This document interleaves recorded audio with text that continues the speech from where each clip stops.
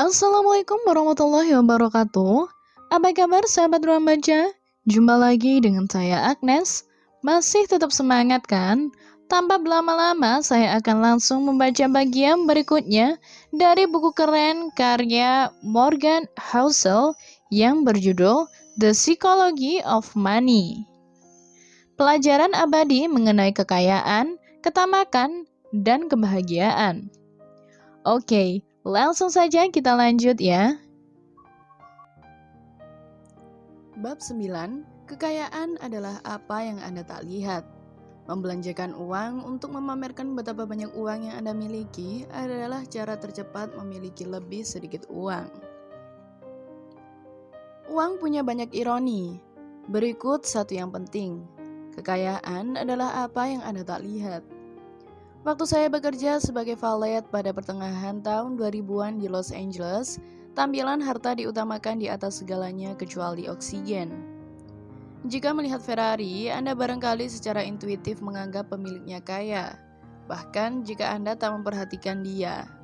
Namun ketika saya mengenal beberapa di antara mereka, saya menyadari bahwa tak selalu demikian adanya. Banyak yang cuma sukses sedikit saja dan sebagian besar gajinya habis untuk mobil. Saya ingat seseorang bernama Roger. Dia kira-kira berumur saya. Saya tak tahu apa pekerjaan Roger, namun dia mengendarai Porsche yang cukup membuat orang beranggapan macam-macam. Kemudian, pada suatu hari Roger datang dengan Honda tua. Minggu berikutnya dan berikutnya lagi juga begitu. Apa yang terjadi dengan Porsche-mu? Saya tanya. Porsche Roger ditarik karena dia tak bayar kredit mobil, katanya. Dia tak malu sama sekali. Dia menjawab dengan biasa saja. Tiap anggapan yang mungkin muncul mengenai dia itu keliru. Los Angeles penuh orang semacam Roger. Seseorang yang mengendarai mobil berharga $100.000 boleh jadi kaya. Namun, satu-satunya data yang Anda punya mengenai kekayaannya adalah bahwa uangnya berkurang $100.000 sesudah dia beli mobil atau utangnya bertambah $100.000. Itu saja yang Anda ketahui mengenai dia. Kita cenderung menilai kekayaan berdasarkan apa yang kita lihat, karena itulah informasi yang tersedia di depan kita. Kita tak bisa melihat rekening bank orang atau catatan utangnya. Jadi kita mengandalkan tampilan luar untuk menakar keberhasilan finansial, mobil, rumah, foto Instagram. Kapitalisme modern membangun industri dari membantu orang berpura-pura sampai jadi sungguhan. Namun keberadaannya adalah bahwa kekayaan merupakan apa yang tak terlihat. Kekayaan adalah mobil mewah yang tak dibeli, berlian yang tak dibeli, arloji yang tak dikenakan, pakaian yang tak dipakai, penerbangan kelas 1 yang tak dinaiki. Kekayaan adalah aset finansial yang belum diubah menjadi barang yang bisa dilihat. Bukan begitu cara kita berpikir mengenai kekayaan, karena kita tak bisa melakukan kontekstualisasi atas apa yang kita tak bisa lihat. Penyanyi Rihanna nyaris bangkrut sesudah berbelanja berlebihan dan menggugat penasehat keuangannya. Si penasehat menanggapi, apa benar-benar perlu memberitahu dia bahwa jika kita mengeluarkan uang untuk membeli barang, kita akan mendapat barang, bukan uang? Anda bisa tertawa, silakan. Namun jawabannya iya, orang perlu diberitahui itu. Bila sebagian besar orang berkata ingin jadi orang kaya, yang barangkali mereka maksud adalah saya ingin bisa membelanjakan $1 juta. Dan itu kebalikannya menjadi orang kaya. Investor Bill Mann pernah menulis, tak ada cara cepat merasa kaya dibanding membelanjakan banyak uang untuk membeli barang-barang bagus. Namun, cara menjadi kaya adalah membelanjakan uang yang Anda miliki dan tak membelanjakan uang yang tak Anda miliki. Sebenarnya sesederhana itu.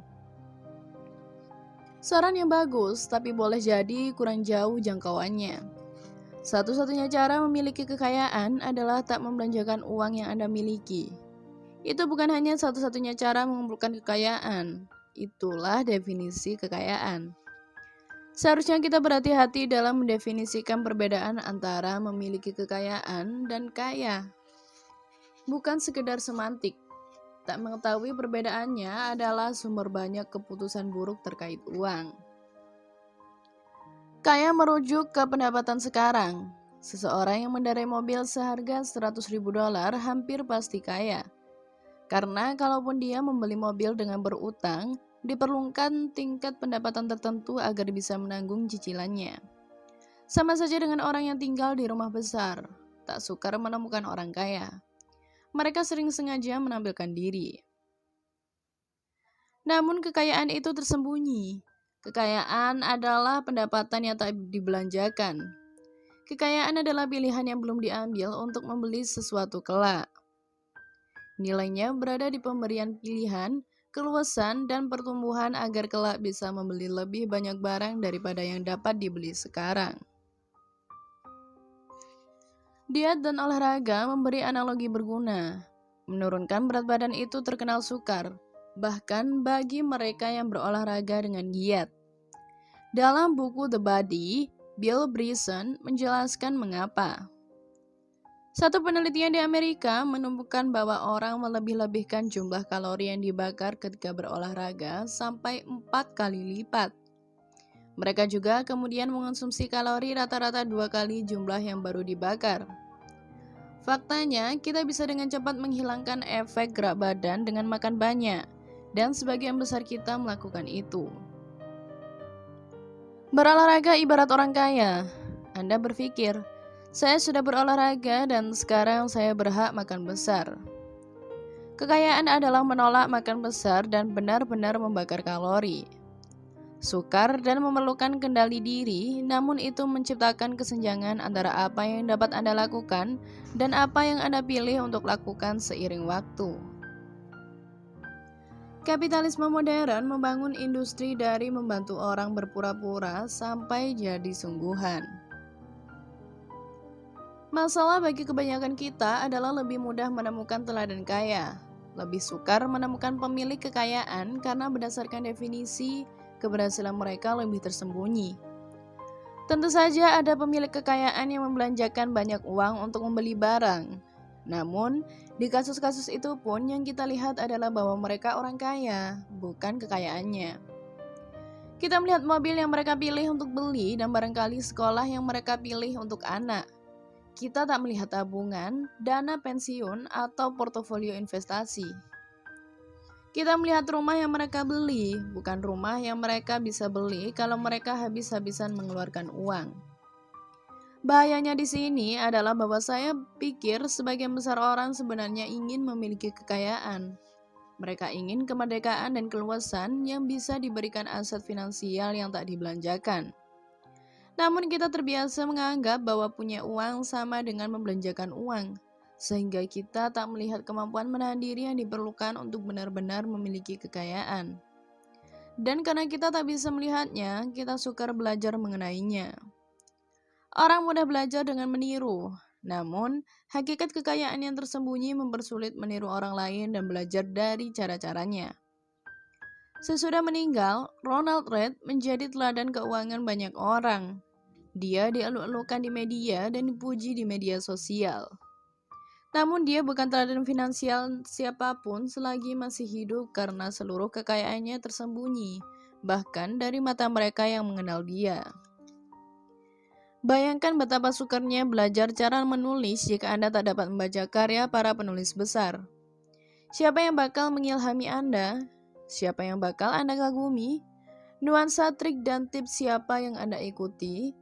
Kiranya sesuatu yang sudah sukar jadi makin sukar. Susah mempelajari sesuatu yang tak bisa dilihat. Itu menjelaskan mengapa banyak orang kesulitan membangun kekayaan.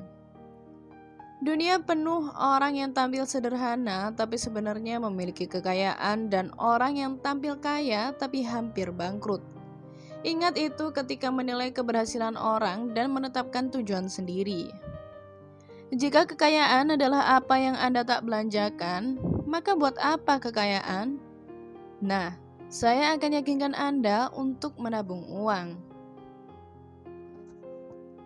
Terima kasih untuk sahabat ruang baca yang masih setia untuk tetap stay bareng saya Agnes sampai pada akhir bab ini.